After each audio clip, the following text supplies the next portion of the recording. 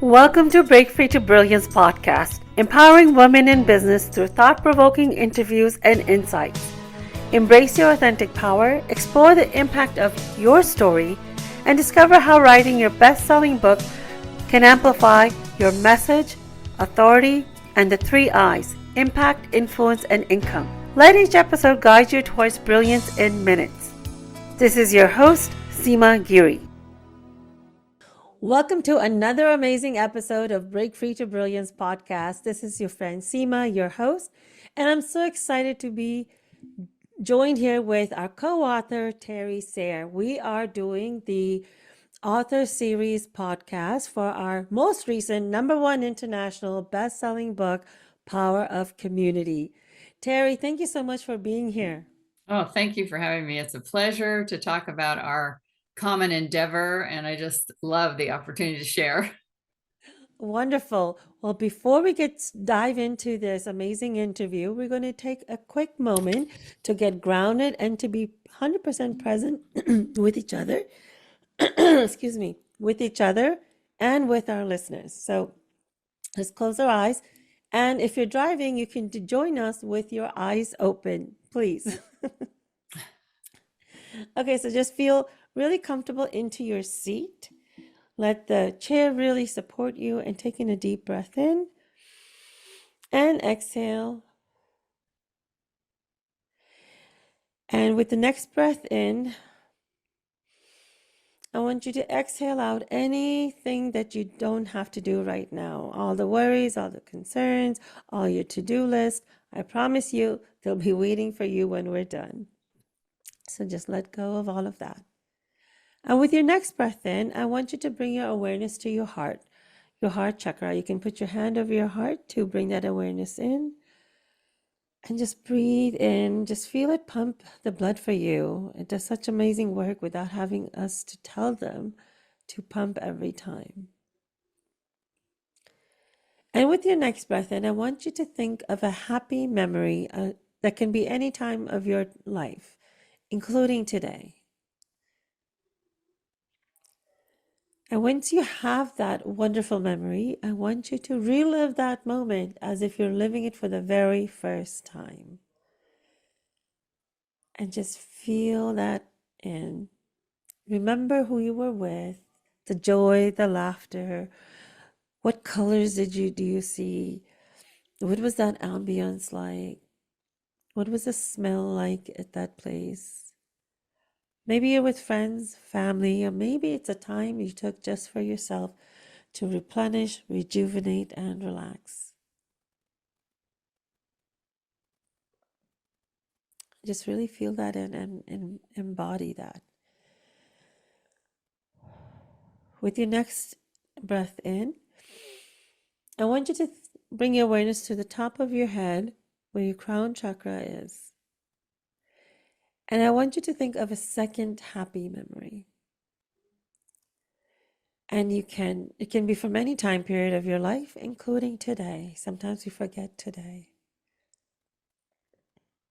Once you have that, I want you to relive that moment as if you're living it for the first time. Feel that excitement, that liveliness, that playfulness, that bliss, and really embody that into.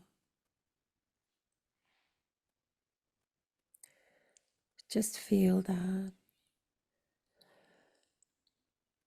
And with your next breath in, I want you to open yourself to possibilities of what might come from hearing our conversation today. It might be something that you may need to hear. It might be something that someone needs to hear something from you directly from what you've gained out of this episode. And invite Terry and myself to really be in the moment, be in the present, tune in to the energies of our listeners, and really feel what they need to hear from us today.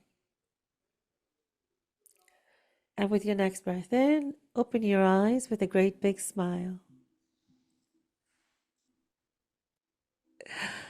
Terry, how was that little grounding exercise for you? That was amazing. I'm a new student of meditation. I'm also a new student of chakras. So Oh, it was wonderful. very validating to have that experience. And when you asked me to think about possibilities, in my daughters and my work, we take a concept a month and we explore that with our clients and in our podcast. And opportunity possibilities is the one this month. So that was like, oh, you know, synchronicity here. But thinking Synchronicity. about the happy moments in my life, I was struggling between two. And then when you said I could do the second one, it was like, oh, yes, because there were two things that came to my mind instantly that have been some of the most happiest moments that keep reoccurring in my memory over and over. And so that was a very pleasant to go there, to feel that, to experience that again. So it was, I loved it. Beautiful, beautiful. Thank you for sharing. And yeah, that's what happens. And this is something that anyone can do at any time. It can take, even 2 minutes, 2 seconds. Anytime you feel that you need to get grounded and, things are going just too fast or things are not going your way, it's a really quick and easy way just to tune in, feel that, and you actually feel it in your body again, don't you, Terry? Yes, yes. Yeah. Yeah. One of them was in the snow and I was getting cold. Yeah. Yeah. So see, it's perfect that way. It's a great way to change your state because Yeah. you want to be as high vibration as possible at all time. Yeah. So that's a possibility I learned already. Thank you. Yeah, yeah, great. Well, before we dive into this interview, let me give you a little bit of a formal introduction about Terry Sayre. We call her Mayor Sayre because she is mayor of Tulare. She's a retired educator. She's a mother, grandmother, great grandmother, advanced certified fearless coach, and trainer. Terry, how many children and grandchildren do you have? Yeah. I have 5 children. I have 21 grandchildren and I have 6 great grandchildren. Amazing. And she still times finds time for herself and finds time for her business. And that is amazing. That's very inspirational, Terry, because many of us, me included at one point, felt like, just taking care of the kids and being involved in family was just so much. How do you find time to do anything else? So I think you're a great example of that, that you can have your cake and eat it too. It's different than being a grandmother. Exactly, I mean, you're exactly. still a mother forever, and your children still, cause you sleepless nights and joy and all of the things that go with a mother. But grandmothers and grandchildren and great grandchildren are a whole different landscape, and it's so much fun to navigate. We'll get into that a little bit more a little later, but congratulations on your book and becoming a #1 international best-selling co-author. So how does it feel to have this new title? Oh, it's just so exciting. It's something I've wanted to do for some time now. It's pushing me to think, oh, I could do just a solo book after I've done this. And the women that I participated with, Seema being one of those, to bring this book to fruition, are some of my greatest supporters and people who have taught me so much about eliminating judgment from my life and really leading with love. And so it was a labor of love, and I really enjoyed doing it. I love sharing it with people, and look forward to doing that for a while with my Bliss sisters. Yes, I mean, we have been talking about participating in one of the anthologies or writing a book before, and this one just clicked for you. What was it? Was it because of the people that were going to be part of it? Was it because it was the Bliss Sisters? Bliss Sisters, for everyone, I want you to know is that we all went on a cruise in 2023 to Mexico. There was 28 of us, and that was with our mentor, Katerina Rando. And that's why we really built the relationship, built our community, got really close, and then that's how this book came about. Yeah. And I think for me, that was part of the motivation, because I knew I would have support. During the process, I became really ill, and Mm-hmm. Seema and the rest of the authors just supported me 100% so that I was able to continue participating. And then the topic, the power of community, that is one of my passions. And as we were discussing the title of the book, actually, I was able to share some of the courage, compassion, and collaboration are three of my pillars of my program. Mm-hmm. And so I don't, I just knew I had to do it because it was so aligned with my purpose and passion, as well as aligned with people that I knew uh, have that same passion for community. We had built a community together. And Yeah. so we have that common experience that I think permeates the book. And it just flows, even though each one of us have a different story. There's a common thread that runs throughout every story, so that when you're done reading the book, it's like, whew, I really understand courage. I understand collaboration, compassion, and the power of community. Yeah, yeah, no, beautiful. So Terry, what is the title of your chapter, and what do you hope the readers to get out of reading it? Yes, my chapter is entitled Life Can Change in an Instant. And so I share 4 different experiences in my life that match connection, courage, collaboration, and compassion.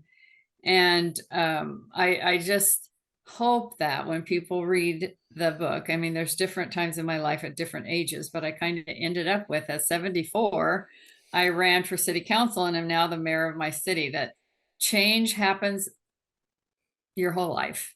And if Mm-hmm. you embrace change and you utilize the strategies of courage, collaboration, and compassion, you can navigate change. And even in the middle of chaos, in the middle of grief, in the middle of conflict, you can still have peace.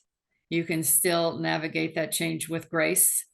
And Mm. that's what I hope people get out of reading my chapter, is that, yeah, life is full of challenges, and yet with the support of a group of people, with the courage and faith that you have, the compassion you have for yourself and others, you can come through change more powerful, more connected, and more able to serve those that you love.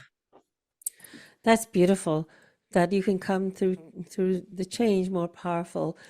And that's one of the biggest fears people have. Although that's the only thing that's constant in our lives, Yeah. right?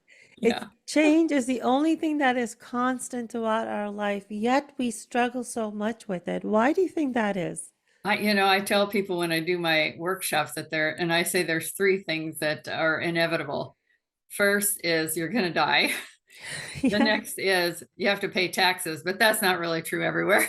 But for us, it is. And change is going to be a constant companion in your life. You can make it your friend or you can make it your enemy. And so I teach about change and all of the different components of how change can affect your life. And it's really how you respond to it is the only thing you have control over, which is Hmm. another C word. You can control the change that comes in your life by how you respond. And that's all you have control over. You don't have control over most of the change that occurs in your life. Right. And so, how can you give us an example, one example for our listeners so they can understand and take this in? W- How can you control your response? Like, Sure, sure. So I'll probably the most impactful change that ever happened in my life. And I talked about that. That's the first thing I talk about in my book is the day my husband died. mhm, I was 48 years old. My husband committed suicide. That in itself was not just a change in my entire life, but perceptually, I thought everybody's opinion of me would change mhm, because there's a stigma. yes. Now, it's not so prevalent today as it was 30 some years ago, but I could have just fallen apart, and I could have just thought my life was over, and I could have regressed to hiding and not being seen because I was embarrassed. Mm, Um, you know, it was a situation that I don't wish on anyone to have to go through. Yeah. Yet, because of my faith in God and knowing that this was a challenge, a test for me that I could come out of better, more wise, more able to support others, my daughter and I started a foundation called Break the Silence. And we've worked with people who experience suicide. We raise money for suicide prevention. We do a lot to heal ourselves and then to reach out to others and help them through that change, because it's devastating. It happens instantaneously and often in a violent way. And it's a trauma, a huge trauma for the people that are left behind to face. So I came out of Mhm. that, not the day after, but Yeah. over time, uh, having faith and walking into being honest and forthcoming and compassionate. My children and I, my 5 children and I were able to weather that experience and come out at the end able to serve others, to help them weather that experience. And to me, that's a blessing, because that's why I was put on the earth, was to serve others and to love others. So it that's one example that I talk about courage, the courage to do that, the compassion for myself and my husband. I had to Mhm. forgive him. I had to forgive myself. It wasn't my choice. And to move on with love in my heart for him, and understanding that he was in a situation that he saw no other way to get out of, and it wasn't true, but because of his mindset, his mental capacity at the moment, that's what happened. And so I responded to that in a way to protect my children, to protect myself, and to learn from that experience so I could help others. Thank you so much for sharing that moment. I know that is definitely not easy. Responding to someone else's choice when you see that there's so many other possibilities, Mhm, but mhm, unfortunately at that point they don't see any other possibilities. mhm. And to be able to take that and to turn it around to help others, giving it a purpose, I think that's so amazing. Congratulations to you and your family for being able to turn that around and in Thank serving you. others. That's really powerful. So you've been creating a community, you've been part of communities and you've been creating your own community with Fearless Living and you're working with your daughter. What what kind of advice can you give to our listeners who are creating their own communities? There are a lot of entrepreneurs, solopreneurs, and being able to create and cultivate and nurture the right kind of community that, they see for themselves. Yeah, I think I myself, and I probably most entrepreneurs go through this period of time of self-doubt. Can I do it? Am I good enough? Will people listen to me? Can I form a large enough community that is financially successful? I mean, those are all things that I think entrepreneurs worry about. So I think some of the keys to that are, first of all, being decisive, trusting yourself, and yet at the same time having the courage to ask yourself the question, is this the right skill, is this the right strategy, and then reaching out to others who have been successful. So I mean, Mm, we're coaches, we're the ones we want people to reach out to help them with the strategies so that they can have the courage to be empowered to understand clearly what their purpose is, being authentic to themselves, because that's what's going to propel your business forward. People are going to see that, they're going to feel that, they're going to feel supported, they're going to feel like you have the content to help them, and that you have the skills as a coach to reach out and bring them in, envelop them into your community. We work with Katarina Rando, both of us. We want mm-hmm. to bring that community to be lifelong partners with us, that we Yes. can continue to have that reciprocity of helping each other.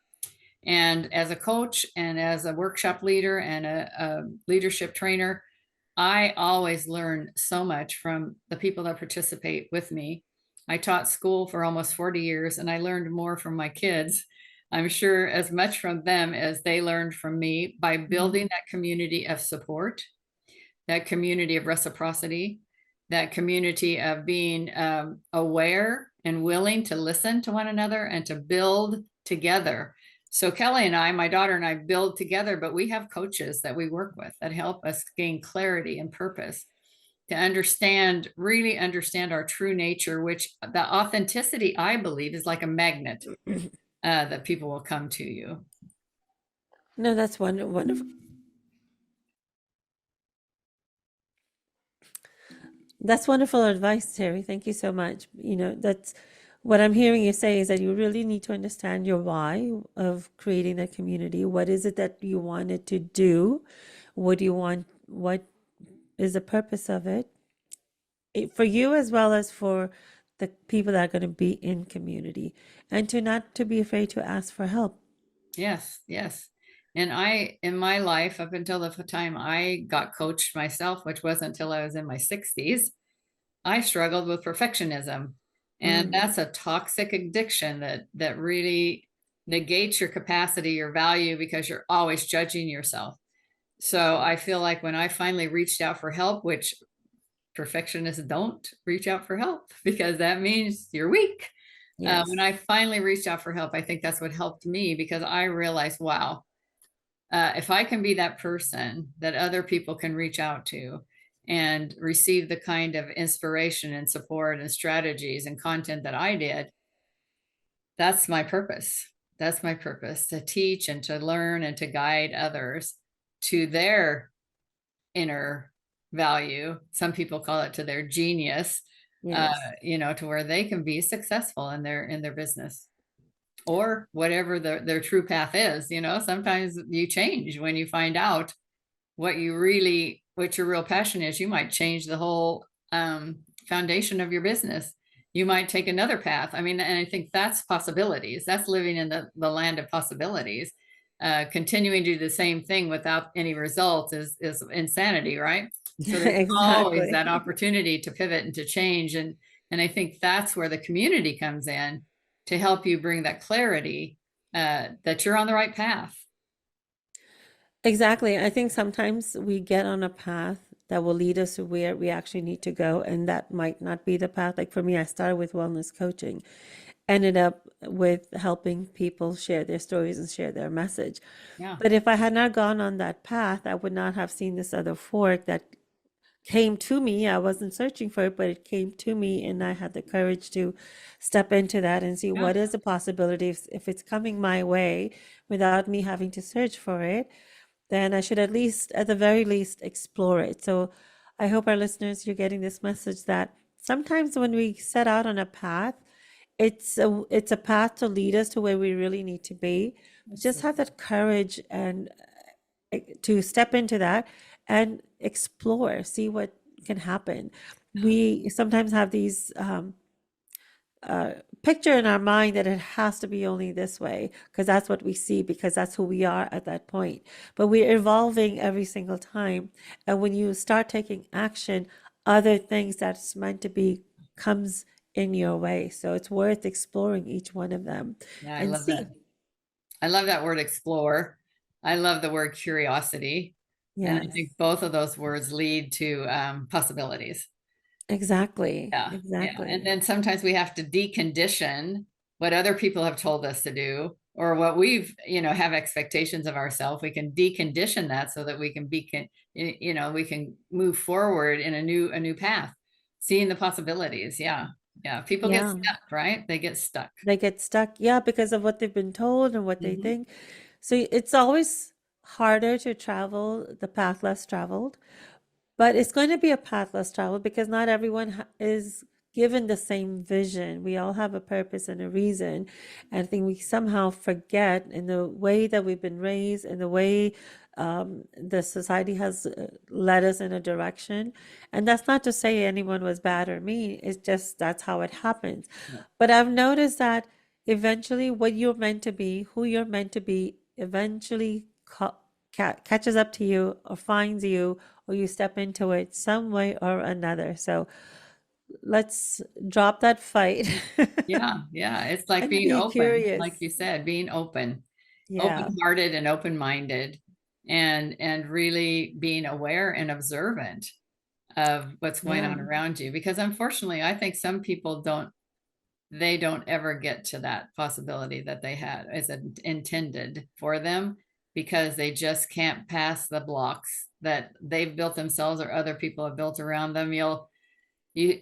I've read a lot of deathbed confessions kind of things, in books that Yes. I read all the time. It's, I wish I had done this. I spent too much time on this. I know I could have done that. It's like, you don't want to have to regret your life. So if you're open to possibilities, you don't regret, because you explore and you take a chance, you'll change. And I think that's a lot of what this book is telling people. The things that these women did in their lives in order to get where they are today, knowing they can still get further, is a real inspiration. Yeah, yeah. And it's never too late. And we're not saying that this is going to be easy, but you can chip at it away slowly, a little bit at a time, every single day. Yeah. And it is certainly worth it. So, Terry, uh, what advice or words of wisdom would you like to leave our listeners with? Yeah, I think that we've kind of hopped all around it and talked about it throughout this interview, or this opportunity for us to visit. That change happens.